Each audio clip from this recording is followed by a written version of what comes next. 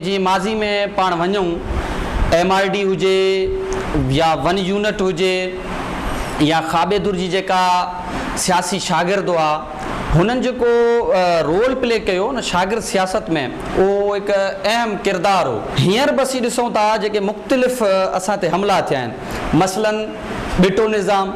उन में बि शागिर्दनि पाण खे मञरायो। जेके बि शागिर्द विंग हुआ उहे मुख़्तलिफ़ सियासी पार्टियुनि जा, हिकु त हुननि एहतजाजनि में बि पंहिंजो हिसो ॾिनो, उन खां अलावा कालम ज़रिए आर्टिकल लिखिया या सोशल जेके एक्टिविटियूं करे माण्हुनि ताईं वञणु, उन्हनि खे अवेयर करणु त बाबा असां ते जेको ही कारो निज़ाम या कारो इहो बिटो निज़ाम असां ते मसलत कयो वियो आहे, इहो हिकिड़ो भयानक आहे। उन खां अलावा हींअर जेका प्रेज़ेंटली जेका बहरिया वारो इशू पियो हले, इन में बि शागिर्दनि जो हिकिड़ो ज़बरदस्त रोल आहे। शागिर्द हींअर हिन बहरिया जे इशू ते तमामु बहितरीनु रोल अदा पिया कनि। शागिर्दनि जो पंहिंजो इतिहाद छो कोन्हे, जॾहिं त क़ौम परस्तनि जो मिसाल तौरु त सिंध एक्शन कमेटी आहे या माज़ी में सिंध बचायो कमेटी ठहियो, पर शागिर्दनि जो इतिहाद न आहे थियो। इहो मुंहिंजे ख़्याल में मौजूदा दौर जो हिकिड़ो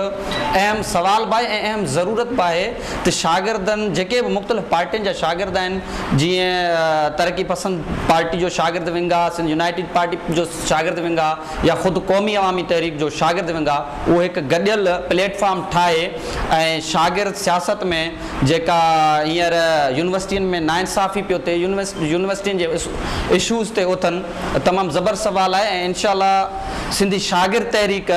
इन कम खे हाणे जारी रखंदो त मुख़्तलिफ़ शागिर्द यूनियन पार्टीज़ खे गॾु करे हिकिड़ो शागिर्द इतिहाद जोड़ींदो। अगरि शागिर्द यूनियन बहाल थींदो त मेरिट ते असांजा जेके सियासतदान पैदा थींदा, हिकिड़ा सुठा नाला ईंदा, हिकिड़ा ॼाण वारा माण्हू ईंदा, हिकिड़ा ॼाण वारा सियासतदान असांखे मिलंदा। जेको ज़िया जे दौर में मतिलबु हींअर ताईं 37 साल थिया आहिनि टोटल शागिर्द यूनियन जी बंदिश ते, उन मां असांखे भुगतणो इहो थो पए त असांजे यूनिवर्सिटियुनि में मुख़्तलिफ़ मतिलबु एतिरे क़दुरु ख़ुदि उस्तादनि जी यूनियन आहे, मज़दूर यूनियनियूं आहिनि, उन खां अलावा खोड़ सारियूं वारियूं एसोसिएशनूं ऐं यूनियनियूं ठहियल आहिनि, पर फ़क़ति शागिर्द यूनियन ते पाबंदी छो त शागिर्द उहो वाहिद हथियार आहे कंहिं बि समाज जे लाइ जेको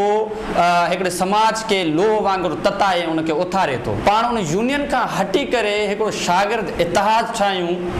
जंहिंमें जेके बि असांजा क़ौमी मसइला आहिनि, मतिलबु जेको बहरिया जो इशू आहे या यूनिवर्सिटियुनि में शागिर्दनि सां नाइंसाफ़ियूं आहिनि, सभिनि खां नाइंसाफ़ी त यूनिवर्सिटियुनि में इहा आहे त पॉलिटिकल साइंस जेका डिपार्टमेंट आहे उन जे गेट जे भरिसां बीही अगरि को शागिर्द सियासत ते बहस थो करे त उनखे उते जो पियोन चए थो त सियासत ते बहस न कयो, छो त हिते सियासत ते बहस करणु मिना आहे। उन जे ख़िलाफ़ु आवाज़ उथारियूं या रोज़ क़त्लो गारत, केॾी महिल असांजो भाउ शहनशाह पॉइंट तां किरी शहीद थो वञे, या अदी नाइला रिंद खे क़तल कयो थो वञे, शहीद कयो थो वञे, या डॉक्टर निमरता, रोज़ असांखे जेके लाश था मिलनि, इन ख़िलाफ़ु हिकु गॾियल महाज़ ऐं गॾियल इतिहाद जोड़िजे जंहिंसां सॼी क़ौम खे फ़ाइदो थिए ऐं हिकु शागिर्द सियासत में जेका माज़ी में हिकिड़ी खाल रहियल आहे, बचियल आहे, उन खाल खे पूरो कजे। विज़िट कयो अवामी आवाज़ मीडिया ग्रुप जी वेबसाइट awamiawaz.pk।